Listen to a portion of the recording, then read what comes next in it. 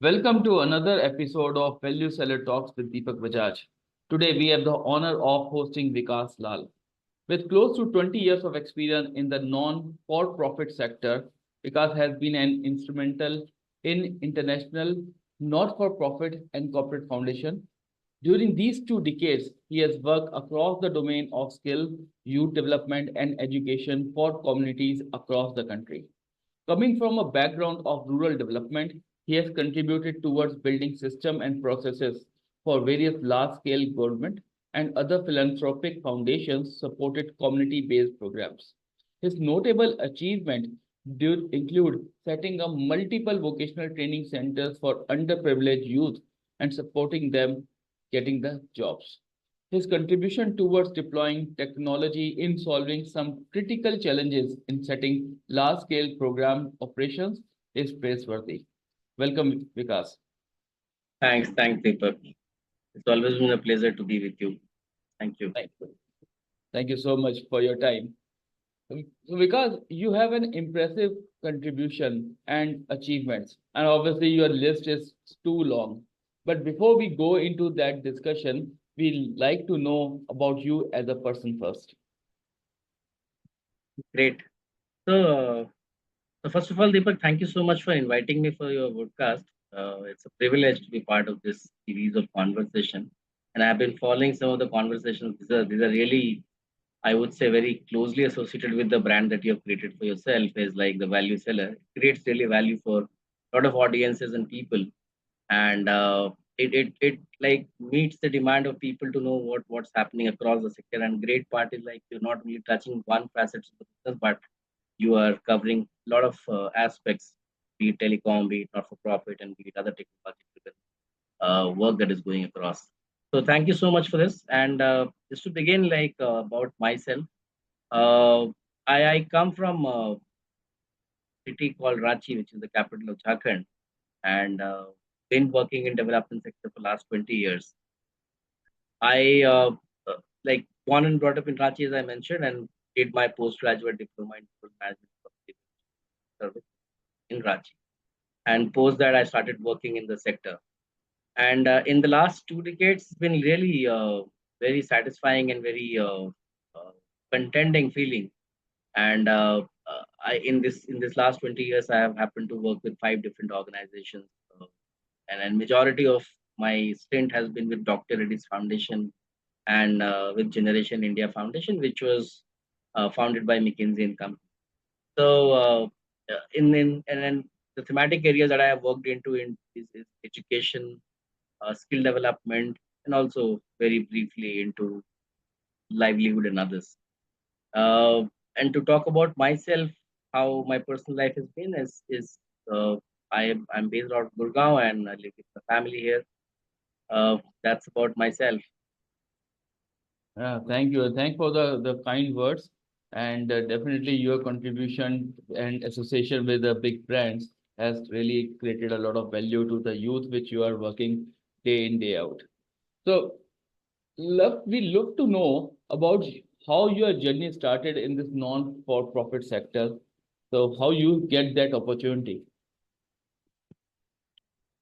Yeah. Then as I mentioned that I hail from eastern part of the country in Ranchi, which was earlier part of Bihar. And like any Bihari youth who is graduating from the college, the one aspiration that everybody has in mind is to become a civil servant. And Mhm. I was in no exception. Similarly, I started thinking of how can I be an IAS officer, prepared for it for a couple of years, did my best shot, but unfortunately I couldn't meet the expectations of exams. And then something which was closer to where we can contribute to the society. This was one such program which I won't say that I chose it, but the program chose me in the other way around. Because what happened that when I was preparing for my civil service examination, I also happened to come in contact with one of the professors, visiting professors of XISS, and he was a consultant. He was doing a lot of things. I did an internship with him for 3 months and understood the nuances like how the development functions, what are the different facets of the sector, and what kind of an opportunity it throws to you, what are the challenges. So keeping all these things in consideration, I realized this is something which is very closer to what I have dreamt of after doing my college. And I prepared for my exams and other things, and I got admission in extra SS, uh, did my rural management. So uh, even if a lot of people have mindset that they want to join this program because out of the compassion they have for the sector, they join this kind of program. But for me, because almost till the college time, I was not very sure whether I'll follow this kind of a program or make my career in this sector. But once I happened to meet that professor and then getting into the program for 2 years, that changed my perspective about the sector, about how kind of programs are run in the sector, how development initiatives are being undertaken by various not-for-profit organizations apart from the government, and that gave me a lot of insights, ideas, a lot of field work within the program, and from where this journey began. And after that, yeah, doing your education is something else, and when you work for the sector in an organization, then you actually get to know that how the programs are implemented, what are the challenges do we face in like in the day-to-day operations. Yeah, it's almost been 2 decades since I graduated from the college, and it's been a great experience. I feel myself very privileged because apart from you doing your professional journey, you're also contributing to the society. And when you see the changes happening on the ground, nothing gives you that much satisfaction. So I feel really privileged because I happen to travel across the country, work with different communities, and be it north, south, northeast, west. So I feel really privileged with this part, like the last 20 years, and also what set me up for the program and Yeah. be So part of this. India is always a multicultural country. So Yeah. share your experience, how you feel when you are dealing with the people outside from the eastern region. What is your key observations for them?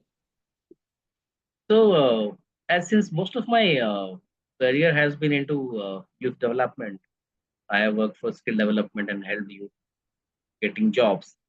When you go to the east part of the country, largely it happens that one biggest fear that everybody has in mind, especially the age population I'm talking about, 18 to 25 or Mm. late 20s, the fear of English is always there, right? And I was also not an exception. Uh, they feel that, okay, English is something very alien, and how can they speak and communicate, especially those people who come from state education board. Uh, and yeah, the first impression that everybody has to get a job is to get a government job. And obviously, government job seats are very limited. And the kind of opportunities the state has are limited, obviously, and they have to migrate. So they know that they have to migrate it. And I migrated almost like 1400 kilometers to come to Delhi to try my career here. So and one other thing that I have stood out always for East, maybe I'll be called biased for it, but I have found them very hardworking. Right? Uh, they really put hard effort in whatever kind of challenges they are thrown up to, and yeah, the confidence bit always there, the shyness is always there, but once they sort of come onto the ground and start delivering, they realize that uh, they are able to realize their full potential. But one thing, as I mentioned, English is what speaking English I'm talking about is Mhm. the biggest challenge for the eastern part of the country. I'm not talking about northeast, but especially Bihar, UP, and Jharkhand. These are the bad, and even including Orissa. I've seen that people struggle a lot. Mm. Right. So when you run this type of program, which you talk about the youth development, so do you consider the language also to be uplifted so that they will be more aligned toward the international standards in the markets? Very right, Deepak. So what happens that whenever we run such kind of vocational training program, because at the end these youth have to get employed, Yeah. and you have to match your supply with the need of the demand. So the employer demand is always about depending on the kind of nature of job. Especially if you talk about service sector, let's see if I take an example for hospitality sector. If Mm. somebody needs a job in working in a hotel, obviously they have to be conversant with communicative English, and they have to have that guest uh, ability to talk to the guest, handle difficult customers. So communication plays a key role, and we ensure that for such kind of programs, the communication English part is obviously assessed before they actually join the. But we assure that during the training itself, which is of a boot camp for 3 to 4 months, these youth are given exposure to what communicative English, and their levels are up so that when they come for interviews, they're able to crack. So yeah, we prepare them for it. Agree, because that's the nowadays the basic language which because in India is always a resource hub and handling a lot of international and global clients. So Yeah. thanks for giving us that idea that what is happening because most of the people in our connections they are not aware about that what how this youth development program works. Thank you for bringing it. Thanks, Uh, Deepak. so you are known as a leader or as a leader in your sector, right? And the one of the key responsibility of leader is to handle the team. So in Yeah. terms of this team management, how do you ensure that your teams remain motivated and productive, especially in these high pressure environments? So team management is like obviously there are different leadership styles everybody has, uh, and I believe that I'm a democratic leader, and the way that I have functioned across different stent, I have always given value that team has lot to share, lot of ideas they have. So it's important when you are being a kind of a democratic leader. It's always important that you hear your team out. Even if at the end you take the decision in the interest of the organization, which is nowhere matching to the inputs that you have received from your team, but team should have a feeling that they have got heard. And with that feeling, if you take them along, it creates magic. So they feel that they are part of the entire effort that is going across. If you delegate it well, give them the opportunity to sort of try and experiment new things, but yet the learnings from the failure has to be well uh, spelled out and has to be talked to the team and let them know that okay, these are the challenges, these are very these are the critical issues that we're dealing with. So I would say that one is hear them out, listening them very closely. Second is being very clear in your communication. Most of the times we have felt that we realize that okay, the top management has decided something to implement, uh, but when it reaches to the ground, it gets filtered out. The essence gets filtered out. The purpose gets lost, and it just seems like it's just the implementation. So making sure that there's a continuous communication is happening with the team, and it's not only about the activities, but also about the purpose, about the why it is happening, what they are doing, why it is happening. That has to be communicated quite well, and not once, but it has to be multiple. Team get associated with you when they feel that you are invested in their career building. That's very sure. Like apart from all monetary incentives, what we get from a job, we all have personal aspirations to make our career, to build a better future. As long as we are invested towards this as well, as a manager, as a leader, team gets really aligned. Mm. Uh, and it doesn't need like a lot of money for it. Like you have to run programs for them, or it's just about keep sharing knowledge, wisdom, ideas, or avenues where they can build up their skills. And I believe that the way I have handled team is to I delegate a lot, and I I still continuously be in touch, but making sure while we are delegating the element of accountability do not get lost. Mm. So making sure the accountability is in place. So the regular discussions, review, making sure that team is on the path, and giving feedback is very important, and helping them out in their career building. That really helps. You touch upon the key essentials which is required to build any organization. These are the foundation which you rightly. True, true. The people management and the hearing the people is the most important element if you want to grow together. Yeah. Thank, thanks for bringing that. Uh, today we all are talking about the innovation, right? So, and I believe that it happens across the industry, across the vertical, whether you are a technical or non-technical, this innovation will happen. So how do you foster such innovation and how do you stay ahead in this rapidly changing environment, especially in this non-profit domain? Yeah, so innovation is something like nobody can shy away from. It has to happen. If you don't innovate, you will get perished. So it is part and parcel of any development of any organization. Now, in the not-for-profit sector, since it's we all work for a common cause. Let's say if I am working on skill development or education, there are multiple such organizations who are also working in it. The purpose is same: how to get better outcomes. How do we have, let's say, if you're talking about foundational learning and numeracy, how do kids build up that ability to have these specific elementary understanding of learnings and numeracy? The purpose of everybody is same, but the process, but the way it is handled is bit different. So since the end goal is same and the processes are different, we need to make sure that how do we evolve in them. And I always say that innovation is not something that you get in like you wake up one day and you start doing something differently, but it's a part of the DNA of the organization. You keep doing it uh, throughout the journey. Everybody believes that we are sitting for a meeting or for a discussion. Obviously, we should come out with something innovative and something new. So one is understanding that what your peers are doing.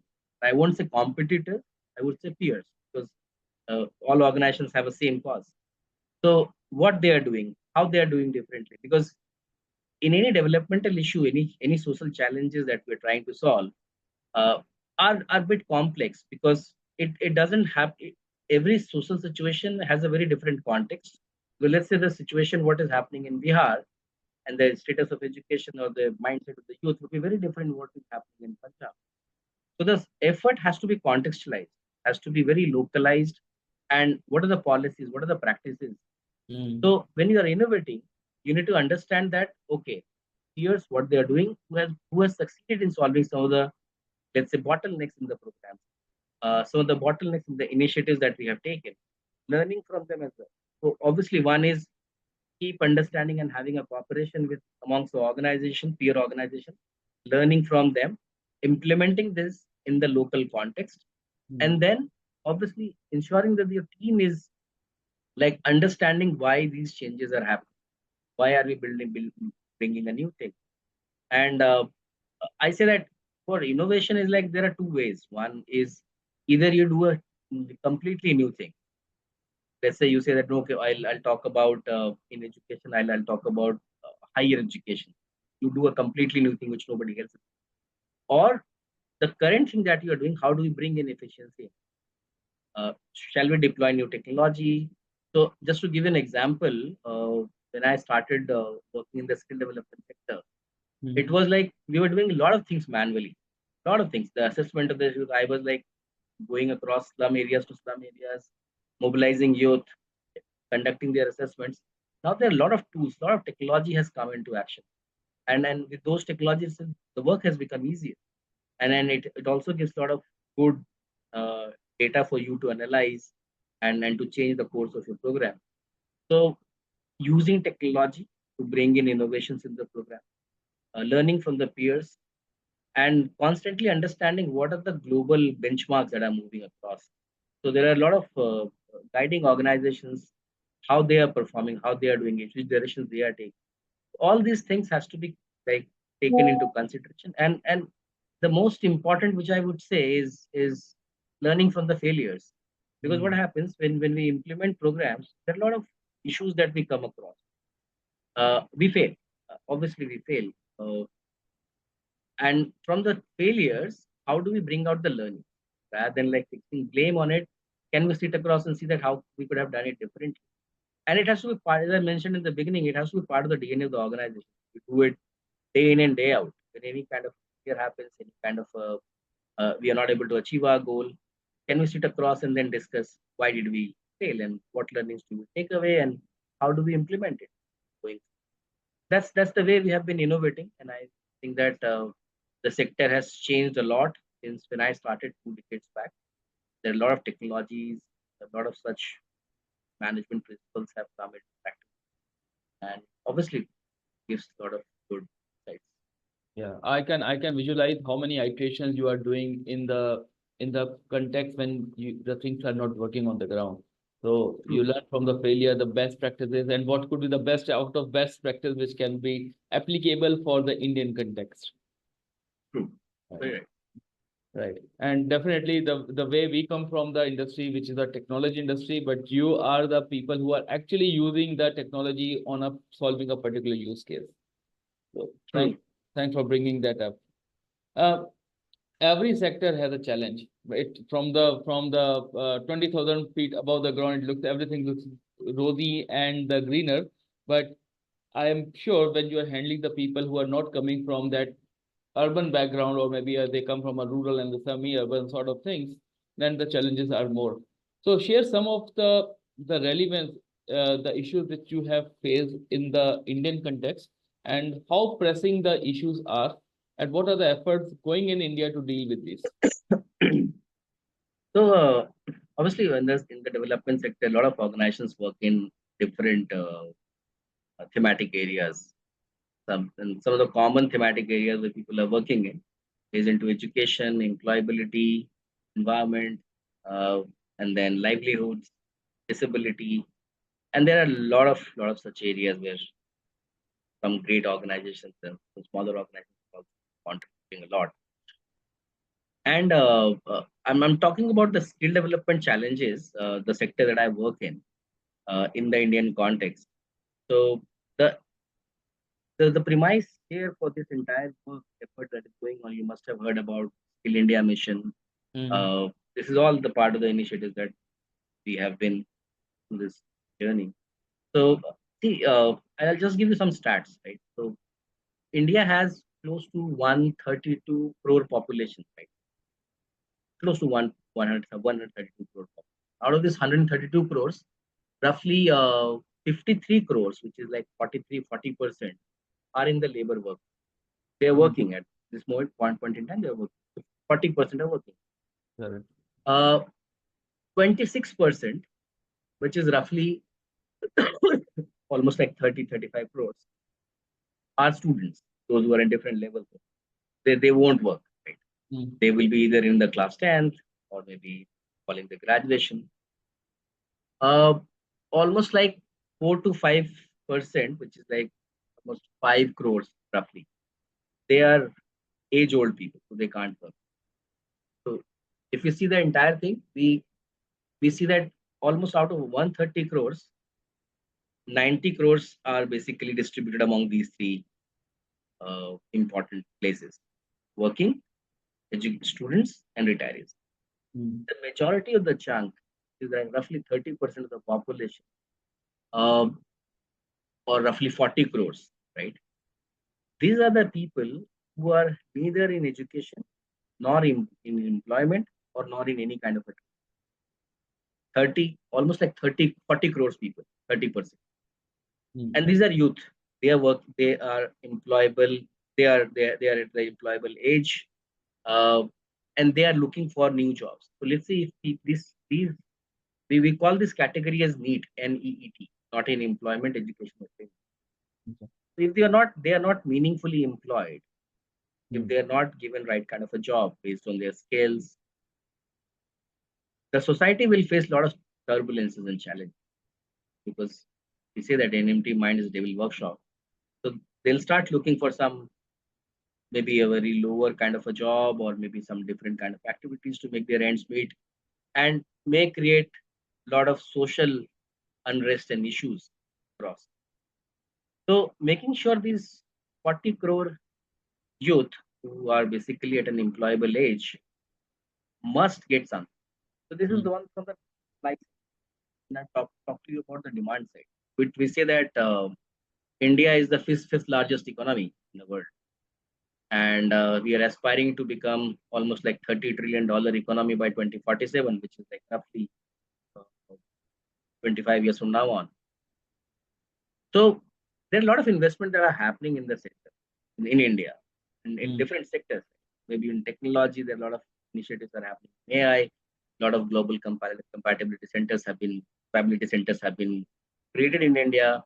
There's a lot of investment happening in construction sector, retail sector, logistics sector.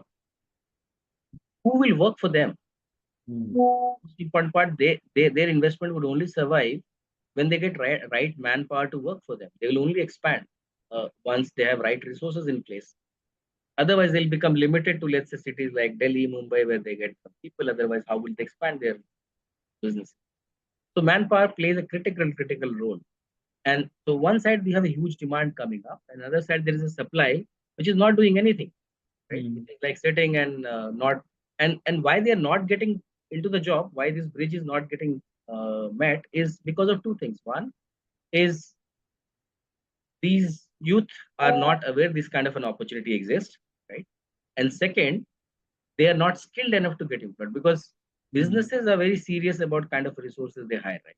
The They will quality. make sure that they'll talk about quality, they'll talk about the values that the person is coming in their organization with. So there where we come in, bridge that kind of to make these youth employable, give them relevant training, making sure that they meet the benchmark of the demand of the employer, and then they get. So we do the entire end-to-end mapping. So we source students, we train them, we give them values also about and what kind of a workplace ethics are. We help them in training in mindsets. What are the growth mindsets? How do you, when you work in the workplace, what kind of a difficult situation you come across with? And we like train them from almost like from scratch to a level at least where they get an entry level job. So when I'm saying entry level job, which means like which will fetch them at least the minimum wages of the state. That's Yeah. the goal. And if you see the dynamics of this 40, 40 crore youth, which I was talking about, not in need, Mm. majority of them are like in the year of 15 to 59 years, almost like working population. Of them Okay. are in age, and of which majority are in the like education level of uh, either 10th or 12th, right? Okay. Uh, and most of them are staying in rural area. So that's the division. So the target group becomes rural area, those who are 10th or 12th pass. There are a lot of population of illiterate also in it, which Yeah. I'm not talking about because they may go into a different sector, maybe the construction or the kind of labor kind of work, or maybe some different kind of an opportunities. So 10th or 12th pass coming from rural area, and one bigger section is the women, because out Mm. of which women are not being part of this. Okay. Unfortunately, just to deviate from it, our workforce participation rate is only 26% of female. So making sure that the female are also part of the system, they are also incorporated in training, and they are also placed. So we do this end-to-end mapping, and it is said that there is a lot of. I'm sure, like you must have heard about this word of demographic. So India is one of the youngest country in the world, and these are the population who we need to make sure they get well trained, well educated, and get suitably placed to make this country the path to develop. That's the challenge. I just give you a bit of context about what kind of a situation we work in and how do we ensure these youth get relevant training. Because when we design programs, it has to be demand specific. So we meet a lot of employers, we take interest from them. We also understand what kind of a training, specifically training they require, what kind of a benchmark they have when they hire. And based on that, we design curriculum and courses and then training begins. Mm. Thanks for summarizing it beautifully, because you answer one of my question, uh, that how you make sure that the employers also adapt those, because once Yeah. you are preparing doing a lot of hard work in training these people which come from a different background, which are not so much educated to one level, but that acceptance should also with the government as well as the employers, which is mostly Yeah. private sector. So True. I believe you are one of the team is also talking with these employers on a regular basis. Yeah, absolutely. Because see, uh, as you've been part of sales and you have led a lot of team in the sales, you know that how that important is customers' demand, right? Mm. It all emanates from there. So you understand, okay, these are the kind of demands my client has. So for a not-for-profit organization, we always say our client are two. One is employer and second is our learners who come into our classrooms. So we are constantly in touch with the employers. We make programs based on that. We also iterate the program based on the feedback or the changes. Let's say I have run programs on Java full stack developer also. I have run programs for Amazon Web Services also. There are a lot of innovations that are going on IT industry for AI and ML. So we have run programs across in these high-end tech sector as well. We see that a lot of things are changing and evolving. So if Yeah. you run a program, if you design a course today, especially in tech sector, it will become irrelevant in next 6 7 months because employers' demands have changed.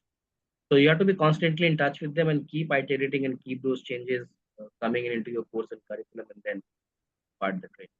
So that's the foremost important part of our plan. Impressive because you rightly mentioned the technology is changing every couple of quarters, Yeah. and and still the people are evolving this to the next level. So running with that innovation and that race and making the things out of which is beneficial to the person who actually accepting it and the person who is actually enabling them or in-housing them for their internal use. It's two different Yeah. ball games. uh True. you played a your career revolves mostly around the operations, and Yeah. you remained a vice president in one of the leading firms. So very important for us to know that how do you prepare yourself, how do you plan for your for day, and how you implemented the work in your daily routine. So obviously operations is I would say it's very pervasive sector. Like it comes into across operations is one part like which works along with all the functions of the Mm. organization, be it HR, be it finance, uh, and or business development as well. So I'll talk about like how so there are two different kinds of programs in not-for-profit that we run. Mostly, and as we talk about in business, I'm just drawing a parallels. Like in business, there are investors, right? So in not-for-profit, there are funders, but these are philanthropic funders, and they support for the cause. They make sure that the outcomes of certain specific issues gets improved. If we're talking about education, the dropout rate goes down, the learners retention rate in the class increases. These are the indicators, just to give you an example. Mm. uh, so and there are two kinds of like there are basically two kinds of funding opportunities that you get in the sector. One is which comes from the government, and second, which I would call it, comes from the private sector. Though the private has a lot of other functions, sub functions, but these are the two major heads. In the private, as you must have heard about CSR, corporate social responsibility, a lot of funding support coming in from there. So that comes into private. When you run a government program, you have to be really compliant with a lot of norms that the government asks for. You have to be really compliant with the laws of the land and everything. There are a lot of protocols that you have to follow. Mm. Whereas in private funding opportunities, obviously they have their internal checks and balances. You have to make sure that we are prepared for it, and then we deliver program according to their requirement. Now, this is most about funding, and why I talked about this. Then the nature of operations gets very different. Mm. So, but the common principles of setting up of these operations, which has held me, is about one. Because there are a lot of multiple moving goals most of the times we have found. So let's say if you talk about our skill development sector, it's not just the placement is the outcome. We also talk about how many students have been enrolled, how many have graduated from the program, what's the dropout rate, what's the change in the mindset of learners when they're in the class, what is the change in the skill of the students. So there are a lot of other indicators as well. The other indicator is all about like how they get jobs, and post job, how many of them are retaining in the job? That's also one of the indicators. 3 months, 6 months. So there are a lot of metrics. As an operation leader, you have to make sure that, because if you give so much of input to your team, the team gets confused which one Mm. to follow, right? So True. making sure that you unclutter these jargons of matrices. Give them very specific goals. Tell them, okay, these are the three indicators which are very, very, very important. We need to make sure that we achieve them. So one is giving clarity about the goal. Second is to have operations and data go hand in hand. So the analysis of dashboard, it has to be there like all the time. So that's the guiding principle. That's the sort of a guiding star. Will move your direction. So the data analytics part plays key role, making sure the dashboard is really aligned. And it doesn't only talk about the end indicators, but also about the leading indicators, which give you the results at the end. Uh, Most of time, what happens that in operations, we are always in hurry in meeting the outcomes at the end, right?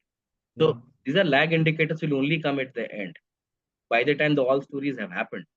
But in between, the lead indicators or the hints or the cues that you are getting that you are whether you're in the right path or not, that must be captured in your dash. And based on that, you have to make sure that you act on those lead indicators. True. Third is about is making sure. Sorry, second was the dashboard, and third was the making sure this we act on the lead indicator. And the fourth one is very, very important, is to have the culture of accountability in the organization, because at the end the results are getting impacted. Who is accountable? How can you change it? The learning. So how the day goes for any operation leader or for me has been across for the years is to my day starts with the dashboard, right? So when the program is already like on the ground, so it begins with the dashboard. Uh, Understanding the lead indicators where things are falling, because let's say if I'm running 100 centers and there are like roughly 800 900 team members, and there are 5 different projects that are running. If each project has different kind of a demand for the outcomes to be achieved, I have to manage it by exception. I go by following all kind of pick up like which are the elements I need to pick for the day, and this will only come from the dashboard. So dashboards. Second is then having some accountability conversations with the team. That's very, very important. And then plan for some uh, in the projects. The one thing, because if you see in the not-for-profit sector, the people are implementing the program. Technology is enabling the support, but at the end, the people are very, very important. So their capacity building plays. If there are common mistakes that are happening across the project, obviously there is some skill gap, some understanding. Correct. Organizing training for the team members, driving those trainings uh, are like, I would say, the basic, or the not the basic, the important element for setting up or running the operation. Yeah.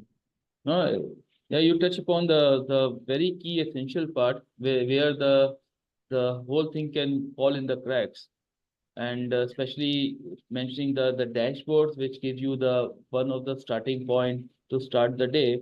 It's really fabulous, and obviously aligning the every person in the team to work on a specific goal, not to confuse them, but to give a concise direction, can is a property of a real leader. So thank you for bringing it up, Vikas. Thanks. Uh, I, I, I'd like to understand what are the common challenges which a non-profit sector faces. Yeah. So not-for-profit sector has a lot of challenges because they deal with the social challenges every day. Mhm. Uh, at an organization level, challenges. Uh, I am sure, like you must have heard that not-for-profit runs on grants or funds that they receive. Uh, Uh, so funding is obviously a challenge, but I won't put it as a first as a big challenge, because if you have the right model in place to implement, if you have the understanding of the issues, if you have the passion for doing the work, then definitely you will be able to source the fund. The hmm, quantum of the funding would obviously depend on the magnitude of the program that you run, but you will be at the end, you will be able to get the. But if you talk about not-for-profit, fund is always people consider as one issue. yeah. Uh, the common challenge I would say is about the know-how. Right? Mhm. Uh, since the sector has, let's say, if I'm working on skill development or education, or let's say for any kind of a social issue, I have limited set of people I'm working with them.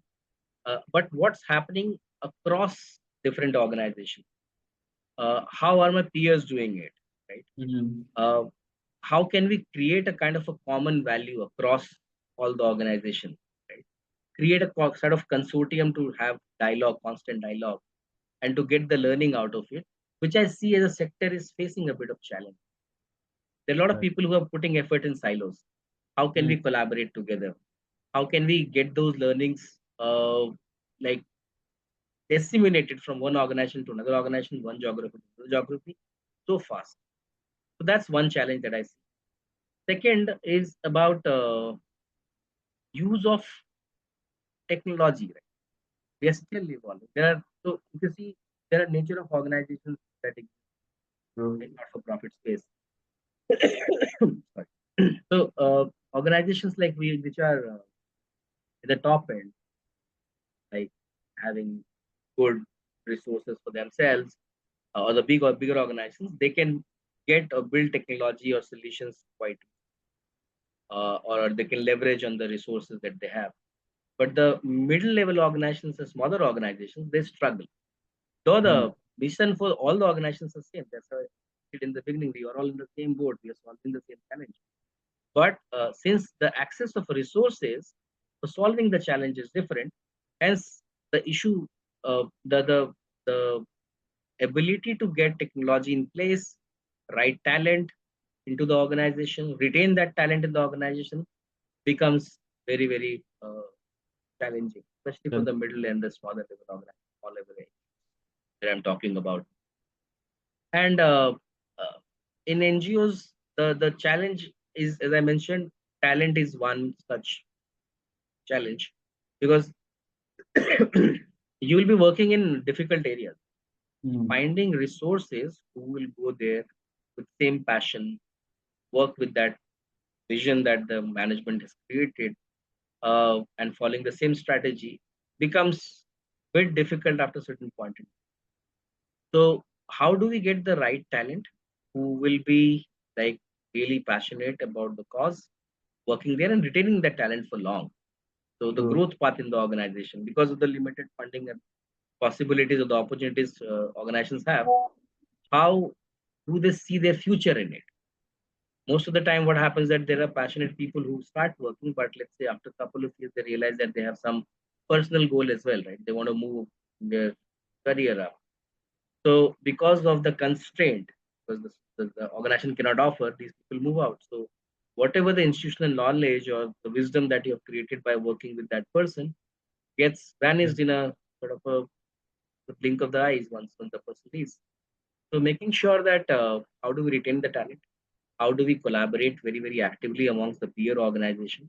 How do we infuse different learnings, wisdom, knowledge, either from the technology or from the best practices that are happening, not only in India, but also globally?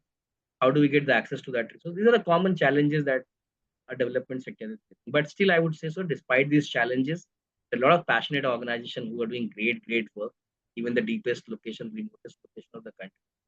Mhm. And you'll be amazed to see the kind of work these organizations do to bring those beneficiaries at par the level that we are expecting. So we are observing the results which are coming out. Basically, the people who were struggling to get a jobs now with such program, they are able to get the opportunity. I cannot, no one can guarantee that everyone will get a job, but at the Yeah, end of the day, the giving the opportunity and grabbing that opportunity is based on the situation by situation as well as by the on the case by case. And obviously, if true. the thought leaders like you are coming and helping them, definitely that give them a ray of hope that they can also sustain. So That's great. it's very important for the development of any country. So thank you for sharing all these details. Um, there is an apprehension in the market. So people generally feel that working in an NGO or a foundation is easy as compared to a corporate job. How do you see that? What is your observation? Maybe there's some jokes around it. So a lot of people, when I started my career in NGO, no one in my family had worked in for NGOs. They had heard of it like there are NGOs that exist in the world. And the first perception that they had that NGOs people get a lot of side incomes. So Hmm. whenever in the first year of my career I used to go back home, my distant family members used to ask that how much extra income do you make? NGO में तो लोग बहुत कमाते हैं, बहुत ऊपर से पैसा आता है, बहुत ऐसा होता है. So that's the perception people have, and I won't say that uh, there have been some history, some cases for sure, which might have led them to think. But my personal experience for the last 2 decades, I have worked with the best of the best organizations and met wonderful people who are really committed for cause. Even at the remotest level, I have seen that they are doing like very the work very diligently, and the passion that are required in the sector is you don't buy it through a degree, right? It's what you get like by seeing it, feeling it, and then you're doing this on the ground. So I won't say that coming to your statement that these are very easy jobs to work. Uh, it's equally taxing, equally stressful, and equally demanding, right? Uh, so working for development sector, I won't say nowadays is the line is blurred, right? So there was time like this for corporate and NGO, but the line got blurred. A lot of people from the for-profit sector were getting into the not-for-profit because the sector has evolved so much. Now, if you see, there are a lot of consulting organizations like ENY, PwC. You talk about it, and they are into this uh, in this uh, in this Mhm. sector industry.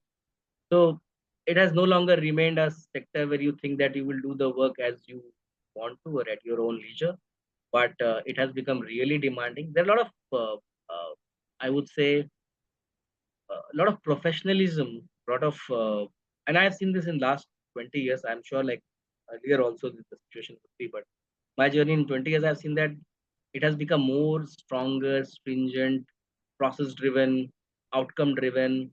A lot of agencies who are looking at you, as in any kind of an investment happens that it start in any startup. When they invest, the investors are on the heads of the founders, right? The CEOs. Similarly, that happens here today. When the funders gives the fund, obviously demand for kind of outcomes that they're expecting.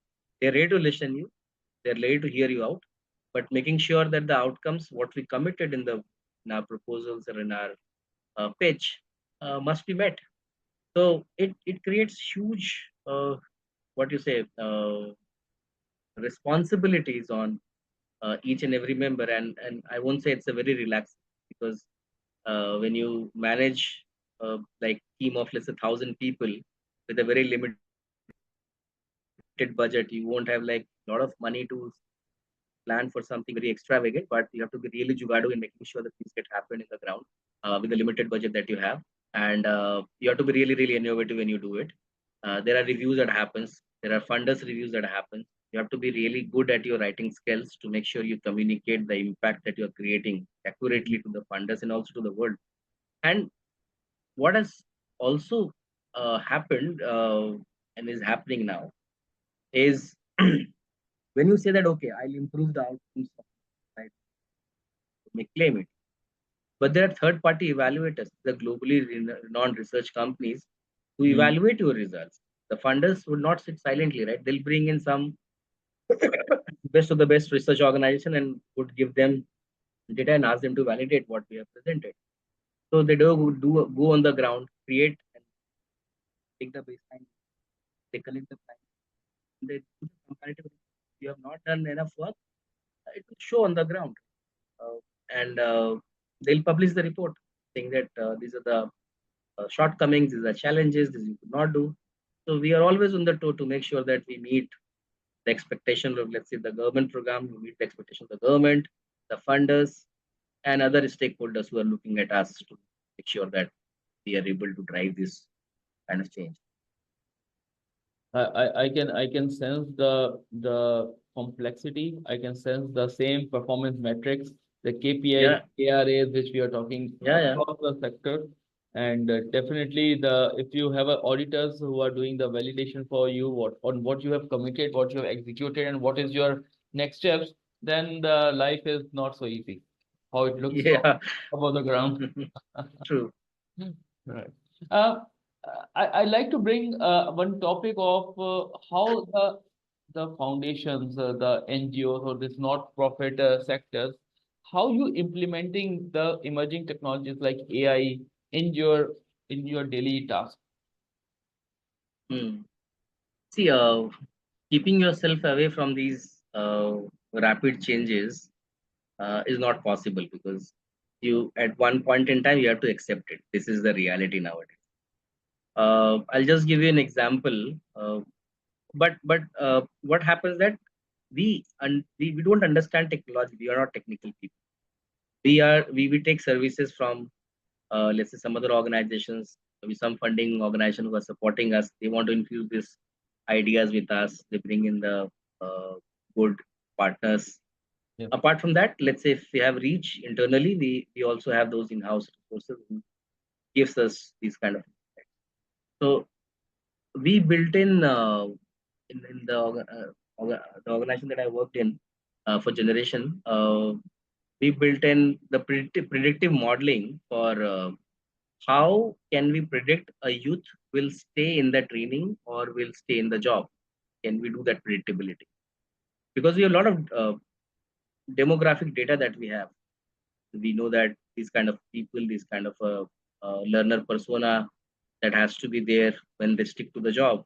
But these are the kind of learner persona who do not stick to the job. Correct. So we these kind of an innovations we have always tried. So bringing in technology to give some predictions for us. We use a lot of in generation and also in Doctor Foundation. We did a lot of innovations across. How do we in Doctor Foundation we did one innovative thing. We wanted to come because we always struggled with this challenge of when a youth comes, take the Mm. training, but when they go to the job, they join the job for, let's say, a month, and then they leave and they come back, right? Then your entire effort of giving the training, the cost and everything goes in. So how do we optimize that? How do we make sure that we get the right match for the job?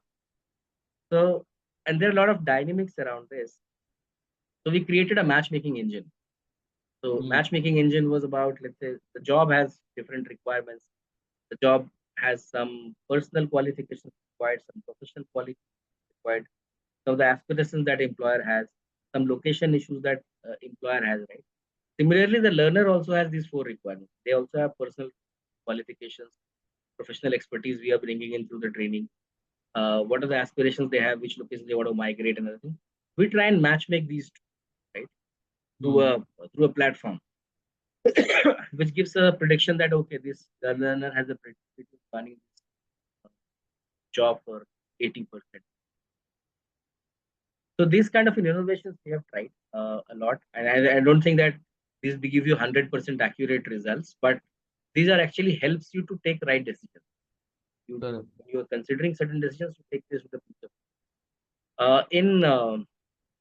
In generation, I understand that there are a lot of AI driven initiatives are taken to integrate into the program. Let's say in your curriculum, how do we bring in artificial intelligence initiatives in building curriculums? In data analytics part that we do it internally in the organization, we do a lot of modeling through machine learnings and others to make sure we get a lot of right predictions. So we can't keep ourselves away from all these things. We are also working towards how do we make sure the interview of the learners can be automated, right? Why do we need a person to interview the learners before they actually join the program? So these kind of innovations are happening, and yeah, there is a continuous effort. How do we use of the self technology which is there for AI and bring into the work so that we optimize ourselves better? Mm. Very well articulated, because when you talk about this predictive analysis, the forecasting with which is the Yeah. baseline of any, the AI software or the AI algorithm, how it works, it really gives you, and obviously it will automate a lot of manual work which is repetitive in nature. So Yeah. obviously, AI is a baseline which can have a the flexibility to adopt in in any sector, any domain, and definitely we have to use it big time to make it successful and Right. to expand our reach. Right. Thanks for bringing it up. In the interest of time, I would go with the last question, especially the people, for many of the youngsters, you are a benchmark, right? They see you as a motivator and inspirational. So, what advice do you want to give it to them who wants to join a non-profit sector, especially the people who are coming not very high experience, maybe around 1 to 5 years of experience? And what is your advice for them? Yeah, so two categories. One for freshers, those who are looking for making career in the sector. One is don't rather than advice, I would say is don't come in the sector with a feeling that you have to get uh, stardom feeling when you join not for profit. What happens that if you join a corporate, if you say that I work for XXX brand, a corporate, you get a lot of traction or attention from people. But when you say that I work for X foundation, people still feel that which kind of a organization do you work for? What do you do? So one is be very sure. Don't associate with yourself with the brand rather than think that what are the uh, problem that you're going to solve. If you're going to solve problems for education or for employability or for health or for climate, be very clear about it. This is what I want to do rather than associating with yourself with the brand. Because I've been interacting with a lot of young uh, freshers who are passing out from my college. I see that there is a change happening, that the desire for them to get a recognition by associating themselves with the brand and working for the foundation specifically is more. That's not wrong. That's great. There's a personal aspiration is great, but don't get sort of a covered by this thought process. Rather than the first is I want to work for the education sector because these are these issues and I want to solve this. These have been tried. So bring your compassion into the sector, bring your passion into the sector as well, and try and solve the problems rather than being associated with the brand. That's first of all. Second, this sector offers huge opportunities. I think there are huge opportunities, not only limited to one specific area, but if you're into the programs, you can uh, do wonderful things. You happen to meet a lot of different people. You happen to see the across the country or globe. A lot of intellectual work that you will do. So make sure you prepare yourself with. One is with your communication. Second is with your writing skills. Because the two things are not going straight away from the even if with the advent of AI. But how do you make sure you are able to assimilate learnings from across the challenges or the implementation that you do? So we build these two skills very effectively. And third is read a lot about the sector, about the issues that you're trying to solve. And yeah, there are different facets in the sector. There are different functions in the sector. Choose which sector you want to go into, whether you want to work for research, whether you want to work for operations, whether you want to work for communications. Choose it very clearly and then embark on your journey. It pays off slowly, but it really goes bigger. You can make a great mark. Second, coming for the experienced people, those who are already working somewhere, not in the not-for-profit and want to come in the not-for-profit sector. Usually, I have seen that transition. There are a lot of programs that are happening in the country which helps transition well from the let's say for-profit to not-for-profit. Gives you a different kind of perspective.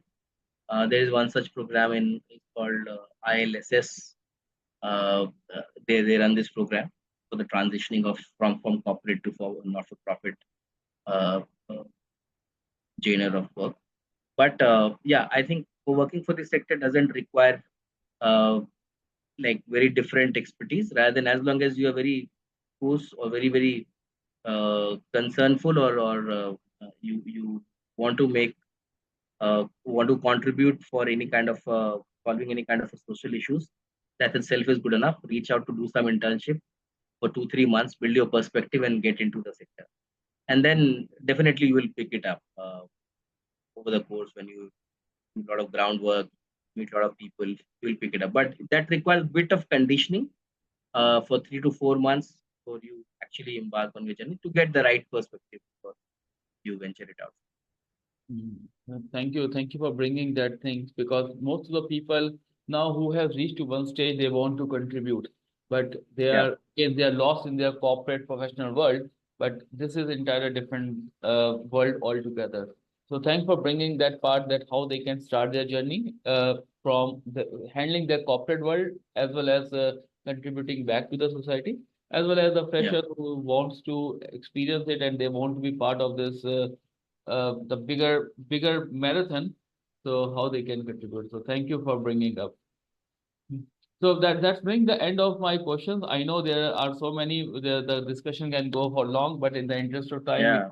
conclude. So thank you, Vikas, for sharing your valuable time and insights and experience with us. It clearly shows your passion, and obviously the from the eastern part of the country from where you are coming from, this type of requirements are there, and that's inculcated in you, since I should say since your childhood. So it clearly Yeah. shows that the way which you are doing for the society, for the youth, and making the India employable. Thank you. Thanks, Deepak. Thank you so much. It was really worth it coming and having this conversation. It when you talk about all these things, it obviously refreshes your memory, refreshes a lot of things. And thanks for creating such a wonderful platform. Wish you all the best for your journey. Thank you so much. And because if someone wants to connect with you, what is the right way? Uh, uh, they can call me or they can drop me an email. Vikashlal12@gmail.com. Okay. I'm on the LinkedIn as well. LinkedIn, not on Facebook, but Yeah, because this will be live on the LinkedIn also. So I believe the LinkedIn would be, you access the LinkedIn quite often, I yeah, believe. yeah, yeah. I do. Right. Perfect. So thank you once again, Vikas. And for the viewers, thank you for your time. And until the next episode, stay tuned. Thank you so much. Thank you. Thanks.